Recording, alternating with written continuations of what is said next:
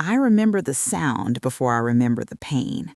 The heavy click of handcuffs snapping shut, the fluorescent lights buzzing like insects above my head, my wife's perfume still clinging to my jacket as the officer read charges I didn't understand. Fraud, embezzlement, conspiracy, words that felt scripted, rehearsed, delivered like a verdict that had already been decided. I turned to look at her, my wife, my partner, the woman who knew my childhood scars, and she didn't look back. She stared at the floor, hands folded, rehearsing grief like a performance. That was the moment I knew I was finished, or so I thought.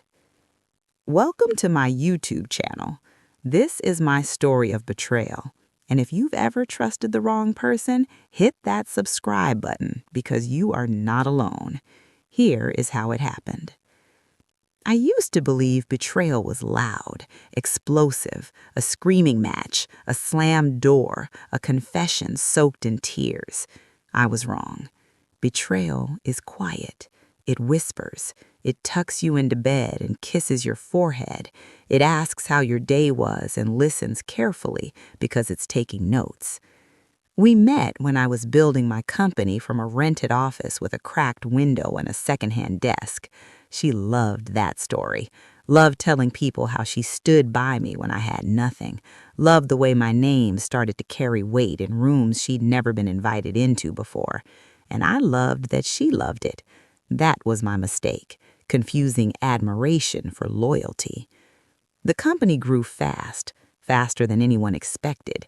We hired friends, then strangers, then people who wore suits that cost more than my first car. Deals closed, headlines followed, investors called, and somewhere between the champagne toasts and late-night strategy sessions, I handed my wife the keys, not just to my heart, but to my life. She managed accounts, she sat in meetings, she signed documents on my behalf. I told myself that was marriage, that was trust. I didn't see the shifts at first, the subtle changes, the way she started insisting on being copied on emails, the way she asked questions that felt legal, the way she'd go quiet when I mentioned restructuring ownership. I chalked it up to stress, to pressure, to love stretched thin by success. Then came the audit. It started as a routine check, a minor issue flagged by a junior accountant who looked terrified when he called me into his office. Numbers didn't line up. Payments moved through shell entities I'd never heard of. My signature appeared on approvals I didn't remember signing. I laughed it off. I told him we'd sorted. I went home that night and mentioned it casually over dinner. She froze. Just for a second, barely noticeable. But I noticed. She smiled after, touched my hand, said, "Don't worry, I'll handle it," and I let her. Weeks later, the police arrived at dawn. They searched my home while she stood wrapped in a robe, crying softly, telling them she had no idea how this could have happened, no idea what I'd been doing behind her back. She played the role perfectly. The betrayed wife, the innocent spouse blindsided by a powerful man's greed.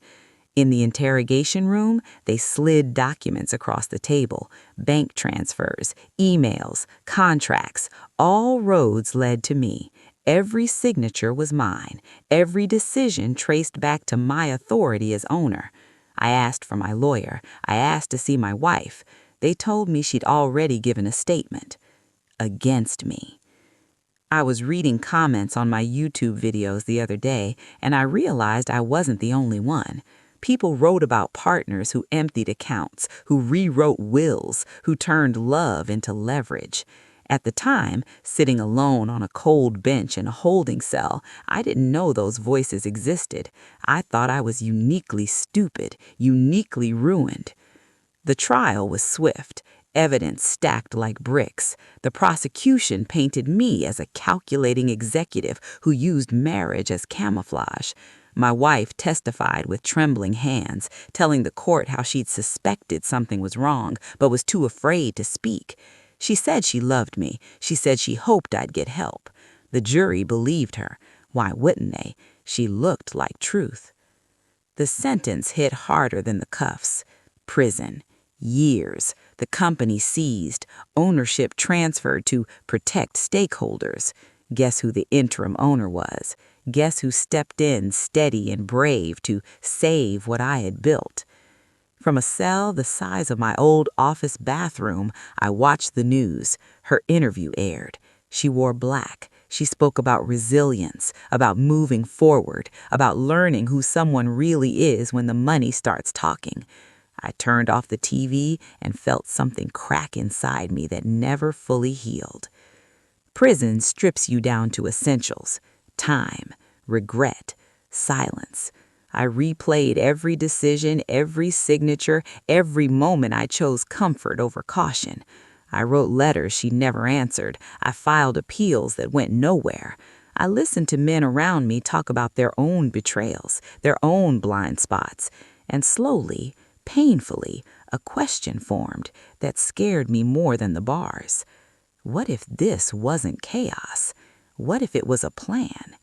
Because there was one detail no one in that courtroom knew, one truth buried under years of paperwork and a name I never used publicly, a truth my wife never bothered to check because she thought she already knew who I was.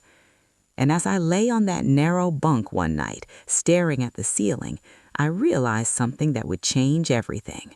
The story she told the world was airtight, unless someone pulled on the one thread she didn't even know existed.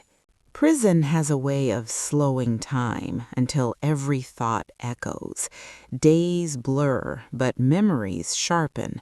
And the sharper they got, the more I realized something didn't add up, not emotionally, but strategically. My wife hadn't just reacted to an opportunity, she'd anticipated it.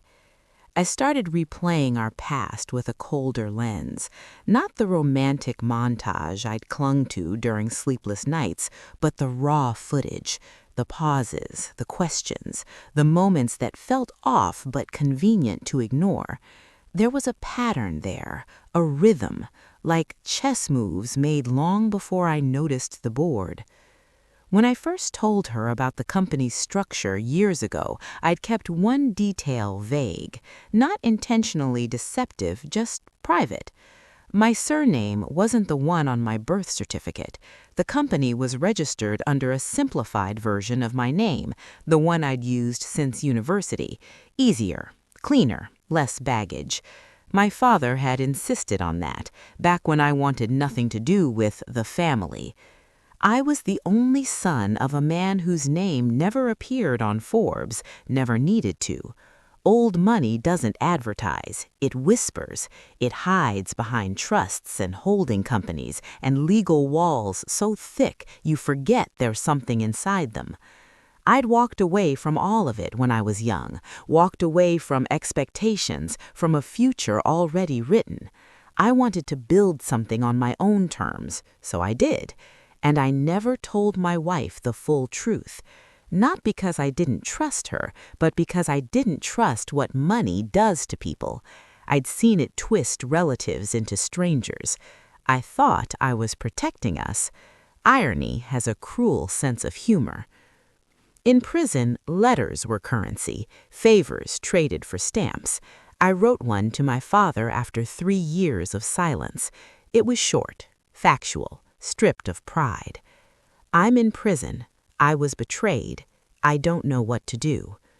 Weeks passed, then months. I assumed he'd ignore it. He was good at that. But one afternoon, a guard called my name and told me I had a visitor. That alone was rare. When I stepped into the room and saw him, older, thinner, eyes still sharp, I felt something inside me fold. He didn't hug me. He didn't ask how I was. He sat down and said, "I've been watching." That sentence changed everything. He knew about the trial, the company, the transfers, the shell entities. His legal team, had quietly reviewed everything months ago. They'd seen the same thing I had started to suspect. The money didn't just disappear. It moved with intent, with timing, with knowledge of loopholes most people don't stumble into by accident. "She studied you," he said, "and she studied the system." I felt sick, not just because of what she'd done, but because of how well she'd done it. My father slid a thin folder across the table. Inside were corporate filings from years ago, amendments made late at night, clauses added that shifted liability, documents signed digitally using my credentials my wife had insisted on managing to help. She hadn't stolen my company outright. She'd made sure, legally, that if anything went wrong, it would be me who burned. And then came the part that chilled me. "She's preparing to sell," my father said. "Not the whole company, just the parts that matter." I remembered her interview, the way she talked about streamlining and new leadership. She wasn't rebuilding, she was harvesting. But here's what she didn't know, what she couldn't know because she never asked the right questions. The company she took from me was never the crown jewel. It was a branch. Valuable, yes, profitable, but it relied on patents, supply agreements, and capital lines controlled by entities she'd never heard of. Entities tied to a name she didn't recognize, a name I hadn't used since I was 22. My father leaned in and lowered his voice. "He thinks she won," he said. "That's why she's careless now." I should have felt relief, vindication, power. Instead, I felt rage, slow, controlled, and dangerous, not the kind that explodes, but the kind that waits. The appeal process was suddenly different. Evidence that had been dismissed resurfaced. Expert witnesses re-examined the digital signatures. Timelines were questioned. The narrative cracked. Not enough to free me immediately, but enough to stall everything she was planning. Deals froze. Investors hesitated. The media shifted from praise to curiosity.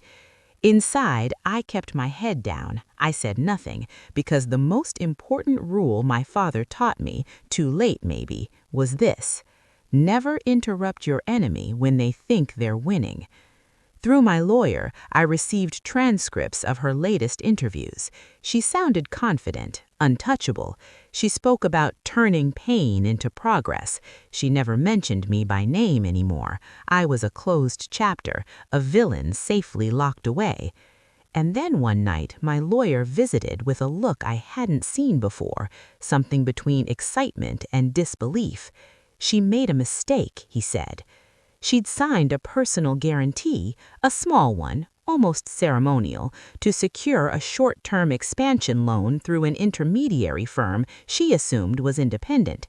It wasn't. It was a subsidiary of a holding company tied directly to my father. For the first time since the cuffs closed around my wrists, I smiled, because that guarantee did a remarkable thing.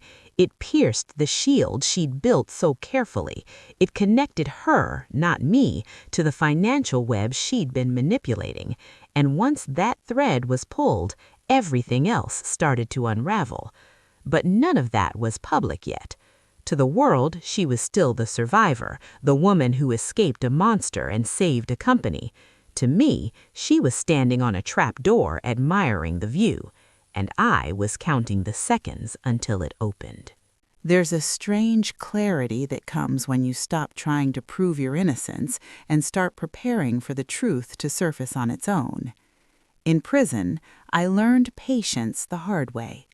You don't rush steel bars, you wait for them to rust. From the outside, nothing seemed to change. My wife, my former wife technically, continued her rise. Business magazines called her a case study in resilience. Panels invited her to speak about female leadership, about rebuilding after betrayal. She wore white suits now, sharp lines, clean image. Reinvention is easier when the past can't talk back. But behind the scenes, the ground was shifting. My father's team didn't move like lawyers you see on TV, no dramatic filings, no public threats. They were quiet, surgical. They audited companies that audited other companies. They traced money not by where it landed, but by where it hesitated. And everywhere they looked, they found her fingerprints. I got updates in fragments, a sentence here, a nod there, enough to understand the shape of what was happening without revealing the timing. That was intentional. Timing was the weapon. "She's being boxed in," my lawyer told me during one visit, "and she doesn't even know the walls are moving." The personal guarantee she'd signed was the key. It made her reckless expansion her own responsibility. And once that door opened, regulators started asking questions they hadn't asked before, questions that didn't include my name. Still, the biggest obstacle remained me. As long as I was a convicted criminal, her story held. Even if her empire cracked, I'd always be the man who deserved what happened to him. Public perception is a stubborn thing. Facts help, but narrative wins. So the strategy shifted. We stopped focusing on freeing me. We focused on proving her intent. A forensic analyst uncovered deleted emails, messages she thought were gone forever. They showed her coaching an accountant on how to flag anomalies after transferring funds. Another expert identified login patterns that placed her on my accounts during times I was verified to be elsewhere. Little things, technical things, but stacked together, they told a different story. Not of a naive wife cleaning up a mess, but of an architect designing a collapse. Meanwhile, inside prison, I became invisible. I avoided trouble. I worked in the library. I listened more than I spoke. Men around me came and went, angry, broken, hopeful. I stayed neutral, because neutrality makes people underestimate you. One night, a new inmate sat across from me during dinner. He recognized my name, not from the trial, but from before, from a deal that never went through years ago. "She took over your company, right?" he asked casually. I nodded. He smirked. "Figures." That one word stuck with me. Figures. As if betrayal wasn't shocking, as if it was expected, as if she'd been signaling something the rest of us had missed. I asked around, quietly. Guards hear everything, but inmates hear more. Turns out, in certain circles, her reputation had shifted, not publicly, but privately.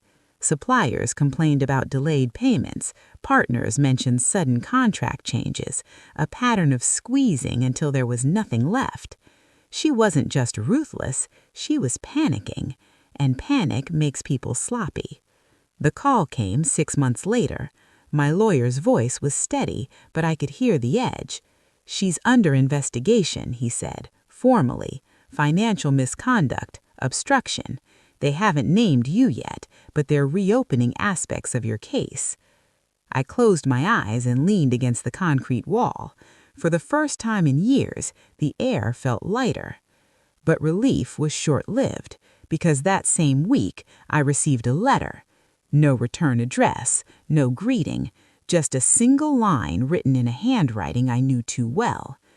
"I know what you're trying to do." My pulse spiked. The next visit confirmed my fear. "She's hired aggressive counsel," my lawyer said during one visit, "and she's pushing a narrative shift." The shift was brilliant in its cruelty. She began telling people I was manipulating my powerful family from behind bars, that I hidden my background intentionally, that I was the real mastermind, finally exposed. She reframed everything, my silence, my patience, as proof of calculation. And the media, they loved it. Headlines changed tone. "Disgraced heir pulls strings from prison?" Commentators speculated about secret wealth, shadow influence. The same thing that could save me could also bury me deeper. "My father warned me," he said during our next visit. "This is the dangerous part. She's realized she's not alone in the room anymore." And then she made her boldest move yet. She filed a civil suit against me, claimed emotional damages, claimed coercion, claimed I'd used marriage as a front while protecting assets offshore, assets she now alleged belonged to the company. It was a trap. If I responded publicly, I validated her claims. If I stayed silent, she painted me as guilty. Either way, she forced my name back into the spotlight, right when investigators were circling her. That night, I couldn't sleep, because for the first time since my arrest, I understood something terrifying. She wasn't just trying to win, she was trying to destroy me completely. Legacy, family, future, before the truth finished catching up to her. And as I lay there listening to distant footsteps echo through the corridor, I realized the next move couldn't be defensive. It had to end her story before she ended mine. The first rule of war is knowing when you're already in one. I hadn't chosen this fight. I'd been dragged into it, framed, buried, and forgotten. But now she was forcing my hand, pulling me back into the light at the exact moment her own shadows were growing teeth. The civil suit hit the news within hours. My name was everywhere again. Commentators debated whether I was a fallen entrepreneur or a hidden puppet master. People who had never met me spoke with certainty about my intentions, my upbringing, my morality. The irony was suffocating. The same secrecy that once protected me was now being used as proof of guilt. Inside prison, the energy shifted. Guards watched me differently. Inmates whispered. Fame, especially the wrong kind, has a way of leaking into places it doesn't belong. My lawyer came in grim-faced. He's trying to provoke a reaction, he said. If you lash out, she wins. If your family steps in too visibly, she reframes you as the villain again. So what do? I asked. He paused. We let her talk. That sounded insane, but insanity had already been tried. It landed me behind bars. So we did nothing. And it drove her crazy. She escalated. Interviews turned sharper. Her voice lost its softness. She started naming dates, implying threats, suggesting conversations that never happened. Every appearance contradicted the last just enough for experts to notice, but not enough for the public to care. Then she made the mistake every liar eventually makes. She forgot her own timeline. A financial journalist, one of the few who actually read filings instead of press releases, published a quiet piece questioning discrepancies between her testimony and corporate records. Nothing explosive, just questions. But questions are dangerous. Within days, more appeared. Why had she dissolved certain subsidiaries weeks before my arrest? Why had funds been routed through jurisdictions known for deniability, not efficiency? Why did her personal spending spike immediately after I was charged before any official transfer of ownership? She responded defensively, too defensively. Her lawyers issued statements. Her PR team flooded social media with inspirational clips. But the tone had changed. Where there'd been confidence, there was now urgency. Behind the scenes, regulators moved faster. A search warrant was issued for one of her offices, quietly, no cameras, but word got out anyway. Investors froze, board members panicked, calls went unanswered. And then, this was the part that still feels unreal, she tried to reach me. The prison informed me I had requested communication pending approval. I laughed out loud. She hadn't spoken to me in years. Now, suddenly, she wanted a conversation? My lawyer shut it down immediately. No direct contact, ever. So she pivoted. She reached out to my father. That was her second fatal error. My father doesn't get angry, he gets precise. When she requested a meeting to resolve things amicably, he agreed on one condition: everything would be recorded. She accepted. She thought she was negotiating from a position of strength. She walked into that room believing she was dealing with a relic, a man from another era who valued reputation over truth. She thought she could charm him the way she charmed everyone else. She was wrong.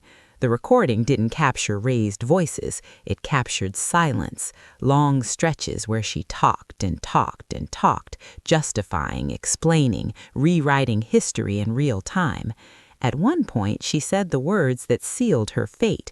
I had to act before he realized what he was entitled to. Entitled. Not guilty, not dangerous, entitled.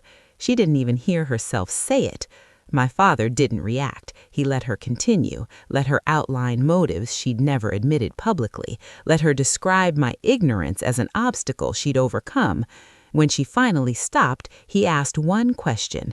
Did you ever consider what would happen if he survived this? She smiled. I made sure he wouldn't. That clip never aired publicly. Not yet. It didn't need to. It went straight to investigators. The case against her detonated quietly, like a controlled explosion. Accounts frozen, travel restricted, former allies distancing themselves. The board she'd reshaped voted to remove her pending review.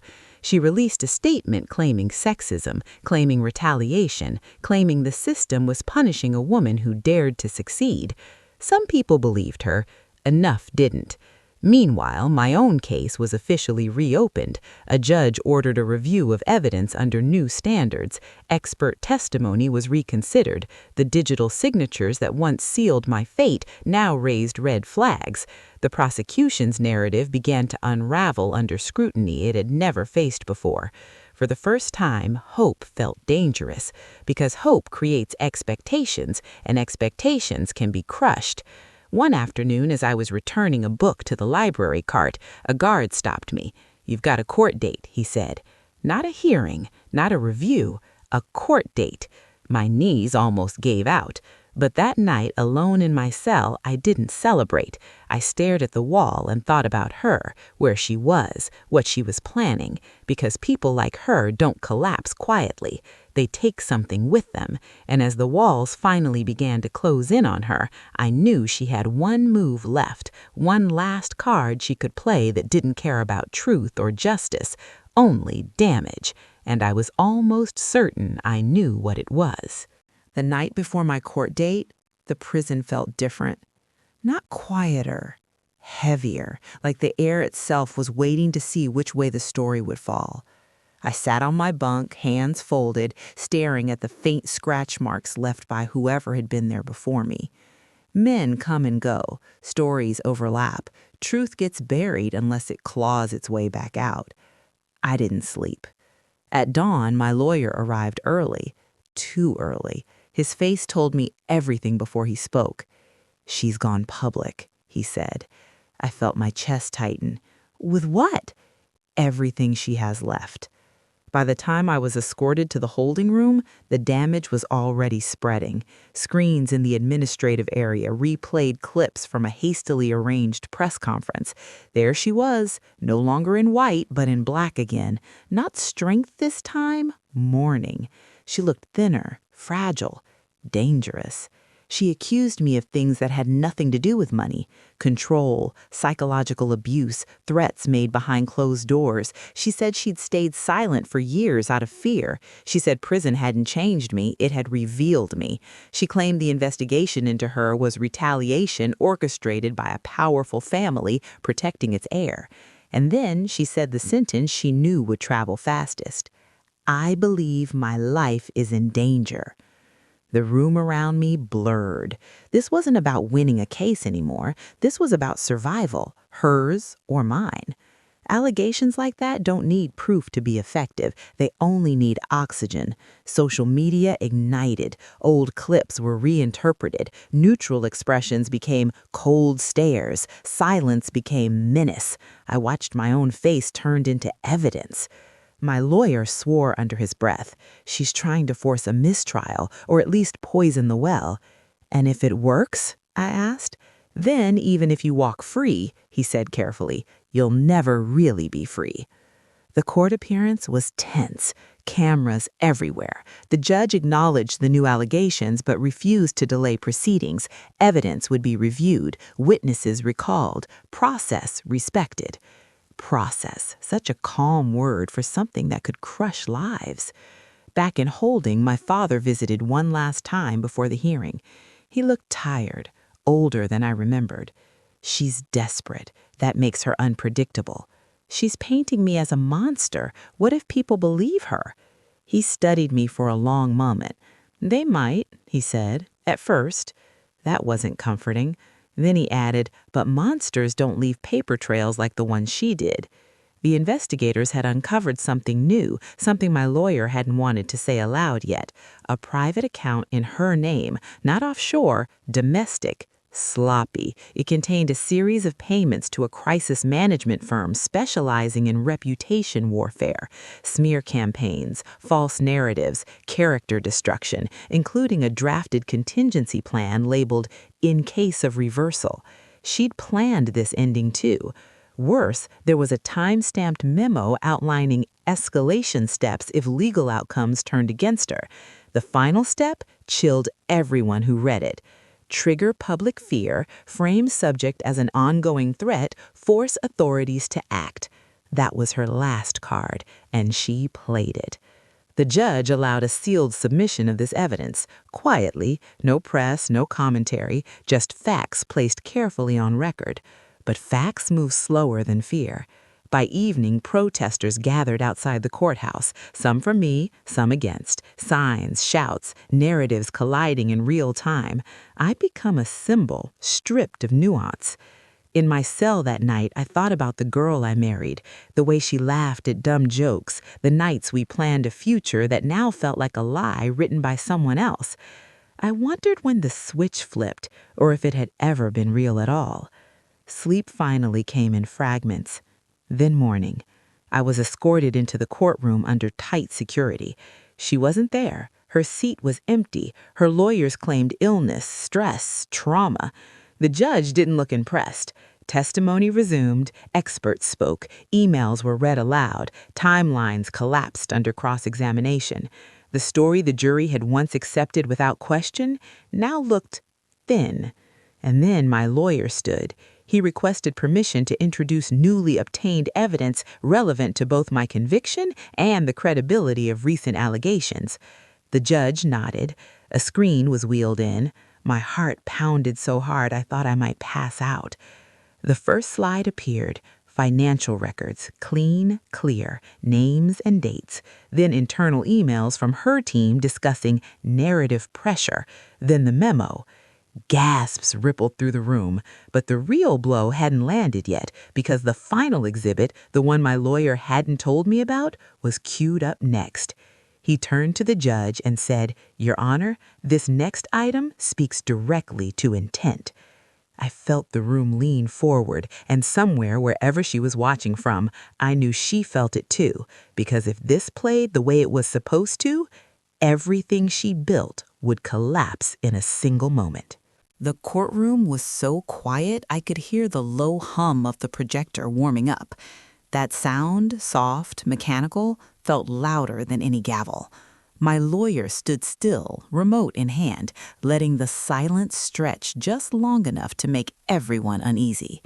"Your Honor," he said, calm, deliberate, "this evidence was obtained legally, verified independently, and goes directly to motive, intent, and fabrication." The judge nodded once. "Proceed." The screen flickered. At first, it was just an audio waveform, no image, no faces, just a timestamp in the corner. Then her voice filled the room, clear, unmistakable. "I don't need him convicted forever," she said casually, almost bored. "I just need him gone long enough." A murmur swept through the gallery. The audio continued. "Once the company is fully restructured, it won't matter if he comes back. No court will unwind it by then, and if he tries, well, public fear is a powerful thing." My stomach dropped. I'd heard her lie before. I'd heard her cry on cue, twist facts, weaponize emotion. But this was different. This was her unfiltered, strategic, cold, speaking not as a victim, but as a planner. The recording time-stamped months before my arrest, before the audit, before the police, before the tears. My lawyer paused the audio and turned to the judge. This conversation occurred during a consultation with a private advisory firm. The firm recorded it as part of standard compliance practice. The defendant consented unknowingly, believing the recording protected her interests. He clicked again. Another clip. "If he pushes back," her voice said, sharper now, "I'll make sure no one ever believes him again. Men like him don't survive that kind of accusation." I heard someone behind me whisper, "Oh my God." Across the room, the prosecution looked stunned. One juror's hand flew to her mouth. Another shook his head slowly, like he was waking from a bad dream. The judge called for a recess. I was escorted out, my legs unsteady. In the hallway, my lawyer finally let himself breathe.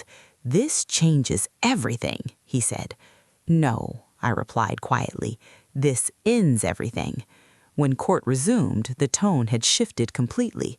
The judge addressed the room with measured gravity. He acknowledged the new evidence, the reopened investigation, the serious implications regarding my original conviction. Then he said the words I'd stopped believing I'd ever hear. "The court finds that there is sufficient cause to vacate the prior verdict pending full review." Vacate. The word hit me like air after drowning. Not freedom yet, but the walls had cracked.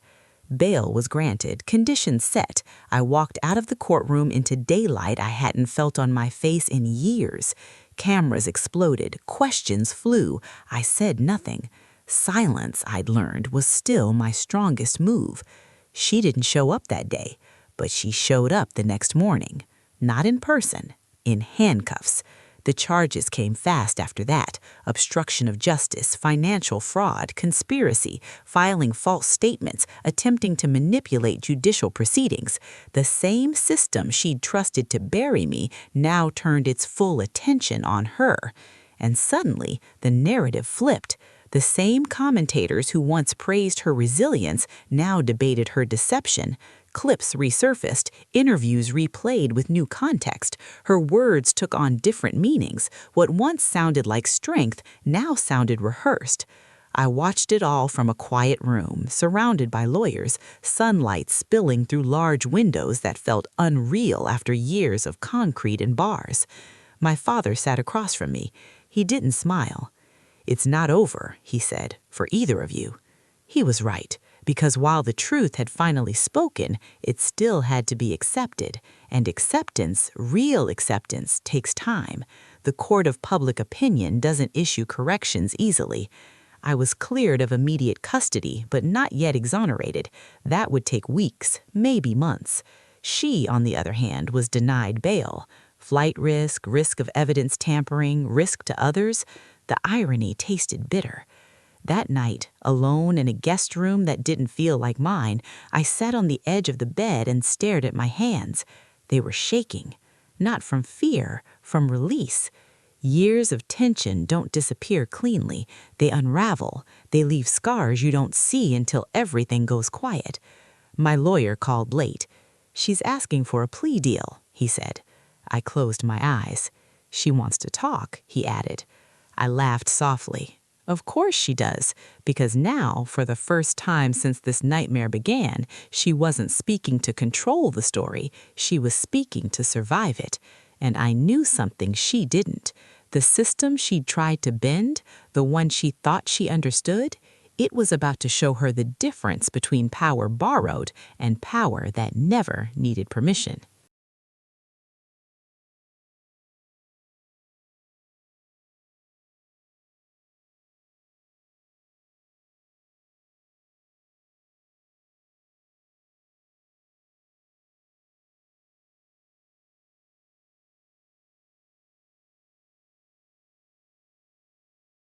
They brought her into the room through a side entrance. No cameras, no audience, just fluorescent lights, a long table, and the sound of a door locking behind her that felt final. I didn't stand when she entered. I didn't need to. She looked smaller than I remembered, not weaker, just exposed. Power has a way of inflating people. Take it away, and what's left is startlingly human. Her lawyer spoke first, outlining terms, softening language, suggesting cooperation. I barely heard him. I was watching her hands.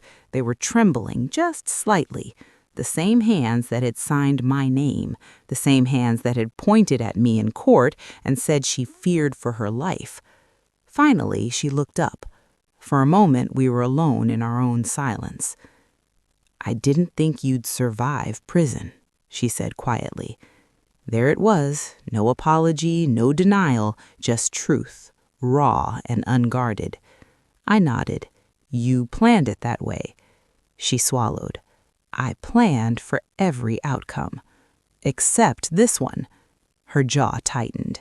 The prosecutor leaned forward.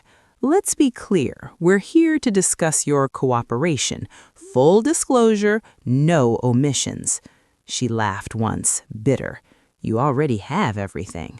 Not everything, the prosecutor replied. Not yet. That's when she broke.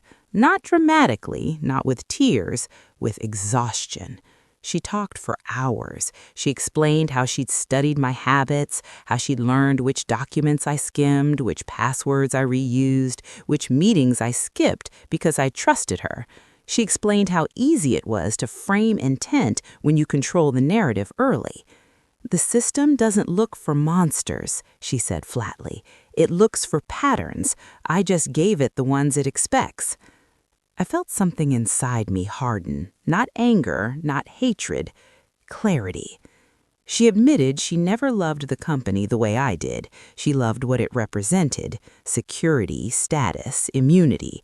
And when she discovered, accidentally, who my father really was, she realized time was against her.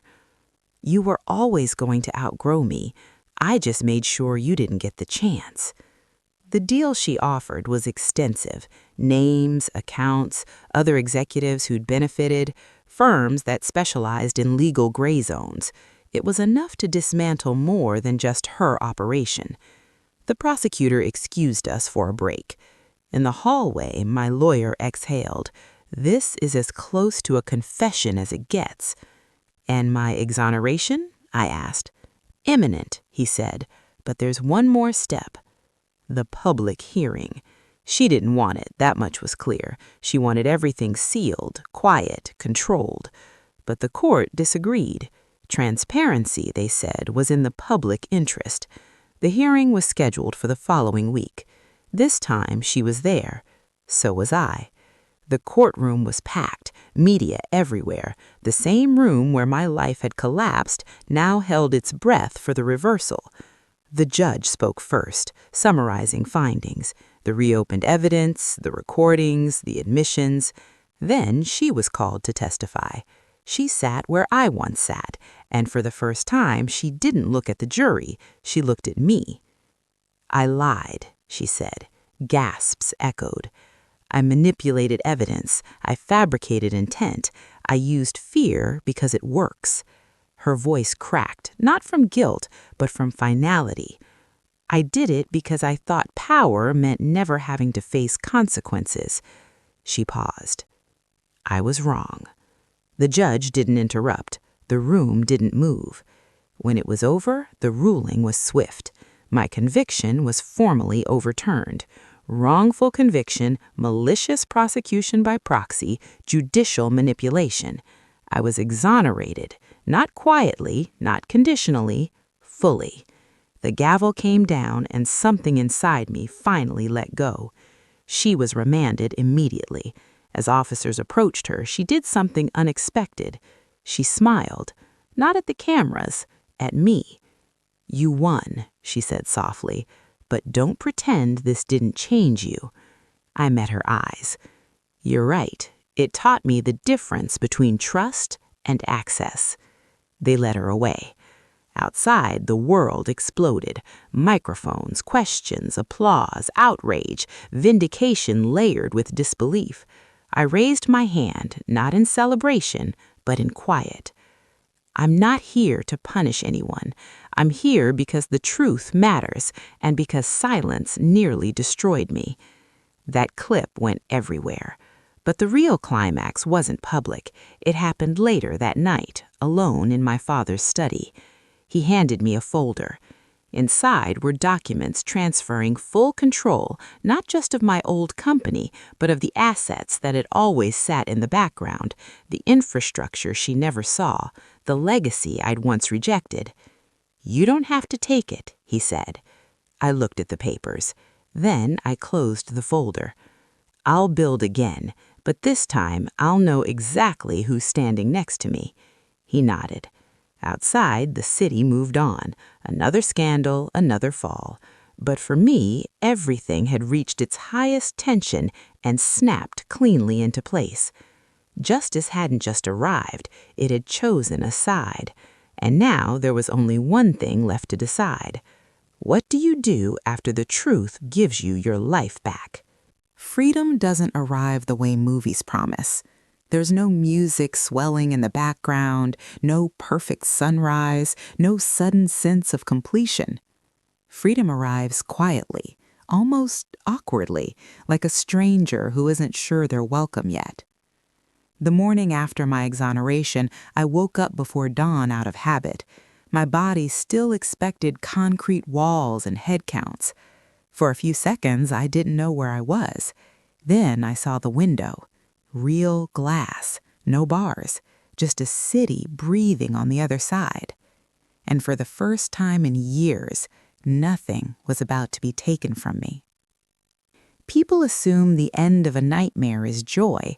What they don't tell you is that it's also grief. You grieve the years you lost, the version of yourself that trusted easily, the life that would have happened if betrayal hadn't rewritten the script. I went back to the company a week later, not to reclaim it, but to look at it. The building was the same, the logo too, but it felt hollow, like a house after a fire. She'd stripped it for parts, talent gone, culture poisoned, trust reduced to legal language. The board offered me a ceremonial role, a public return, applause. I declined, not out of spite, but because that chapter was over. What she never understood was this. I didn't build my first company because I wanted power. I built it because I wanted proof. Proof that I could create something without leaning on a name I'd spent my whole life running from. That proof survived prison, and now so did I. My ex-wife took a plea deal, long sentence, asset forfeiture, a quiet disappearance from the spotlight she once mastered. Occasionally, I still see her name referenced in legal journals, in case studies about manipulation and corporate betrayal. She became a lesson. I became something else. I spent months saying no. No interviews, no podcasts, no exclusive tell-alls.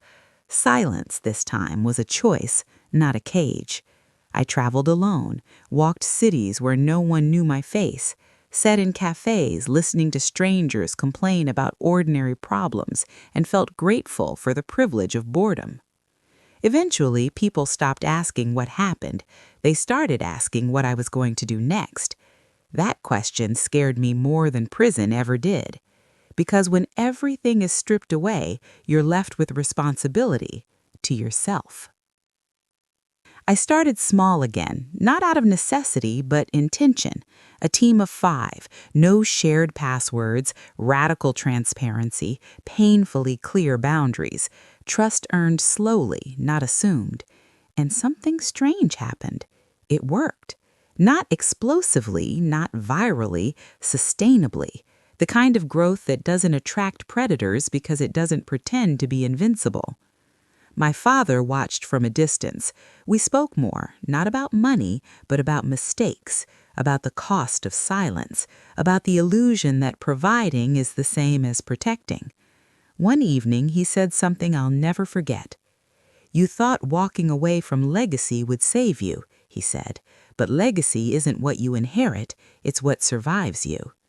That stayed with me. So did prison. I didn't erase it, I didn't rebrand it, I integrated it. I funded legal defense initiatives for the wrongfully convicted. I sat across from men who reminded me of who I could have become if the truth had arrived a month later, or not at all. I listened. That's the real gift betrayal gave me. The ability to listen without arrogance, to love without blindness, to trust without surrendering control. Sometimes people ask if I hate her. I don't. Hate is still a form of attachment, and I've released enough. What I feel instead is clarity. She thought winning meant possession of a company, of a story, of a life that wasn't hers to take. What she never understood is that identity doesn't live on paper. It lives in decisions, especially the ones no one is watching. She took years from me, But she didn't take my name, she didn't take my ability to build, and she definitely didn't take my future. If you're listening to this and you're in the middle of your own betrayal, business, love, family, hear this carefully. Being silent doesn't mean being weak, but staying silent forever does. The truth doesn't need theatrics. It needs time and courage. And sometimes the people who try hardest to erase you are the ones who accidentally reveal exactly who you are. I didn't win because I was smarter. I won because I survived long enough for the truth to get tired of hiding. This isn't a revenge story. It's a reminder. Power borrowed always comes with strings. Power built from integrity answers to no one. And if you ever feel like the world has decided who you are without asking, remember this. Stories don't end when someone lies about you. They end when you stop telling them yourself. This is where mine finally closes. Not with anger, not with triumph, but with something far rarer. Peace.